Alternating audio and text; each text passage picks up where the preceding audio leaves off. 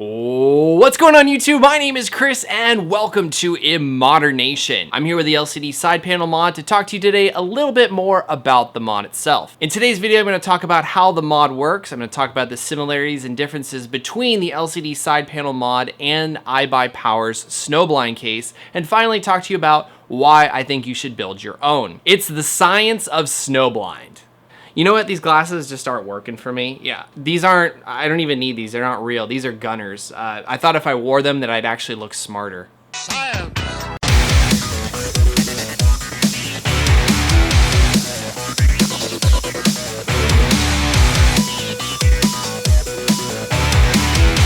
Alright, now before we get started, understand that this is not a how-to building guide for the LCD side panel mod. If you guys want to check out those videos, you can do that by clicking on the card in the upper right-hand corner. Now, in order to understand how Snowblind works, we first need to talk about how a monitor works, particularly a thin film transistor or a TFT monitor. TFT monitors are a sandwich of components. You have an LCD display sandwiched between two polarizing pieces of film. Then you have the optical film, which acts as the light diffuser, the light guide path, which is the dot pattern. This is what darkens blacks and sharpens the images that you see.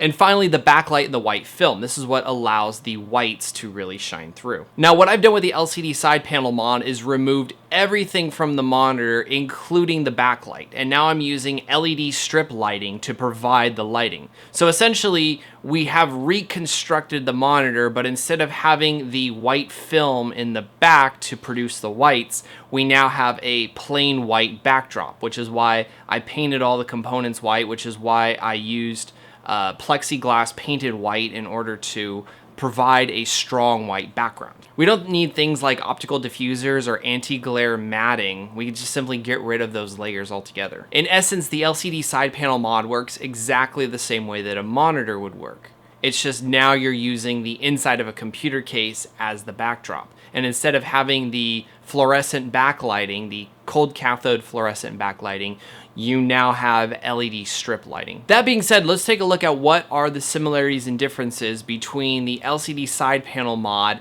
and the iBuyPower Snowblind mod. Now, they both use the same resolution display. It's a 1280 by 1024 pixel display. The reason why we're using 1280 by 1024 and not using an HD monitor is because when you increase the resolution, the pixels become a lot smaller. When you have smaller pixels, you're not giving off as much light, which makes it hard to see. Yes, you could still pull it off with an HD monitor. However, iBuyPower and myself included discovered that this mod works better when you have larger pixels. Both the LCD side panel mod and the iBuyPower Snowblind mod are backlit with LED strip lighting. And this is, of course, a departure from the cold cathode fluorescent lighting that the monitor previously used. And of course, both the Snowblind and the LCD side panel case both use a white background, or in this case of iBuyPower, they use white components. Now that we talked about the similarities between the LCD side panel and the Snowblind case,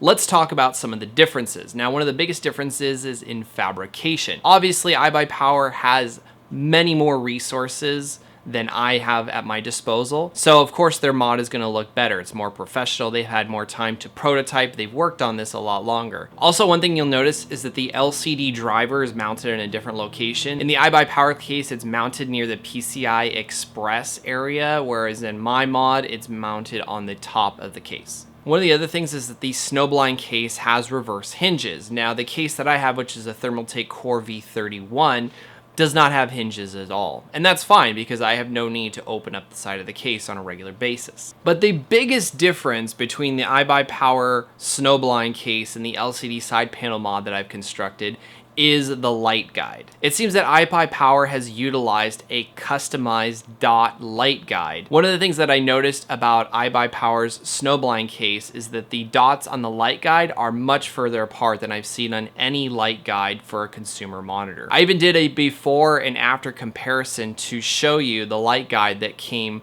with my monitor. And as you can see from these videos, while the light guide does provide increased contrast, it does darken and sharpen the images quite a bit, it also makes the display less transparent.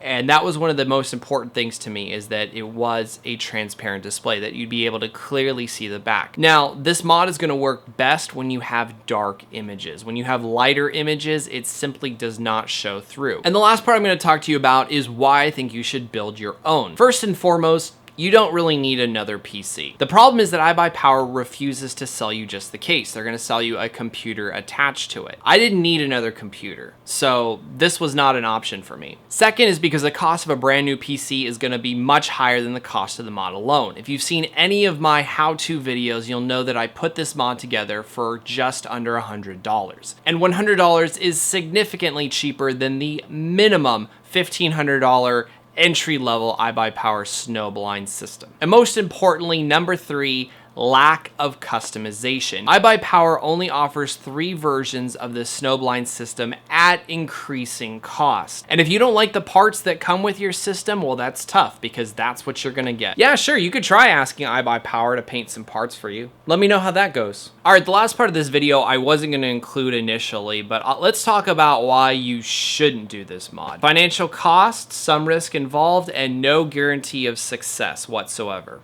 Welcome to the world of modding. If you can accept that and follow instructions closely, then I highly suggest that you should try this mod. It is definitely worthwhile. And if you do, post it up, because I really want to see it. Science.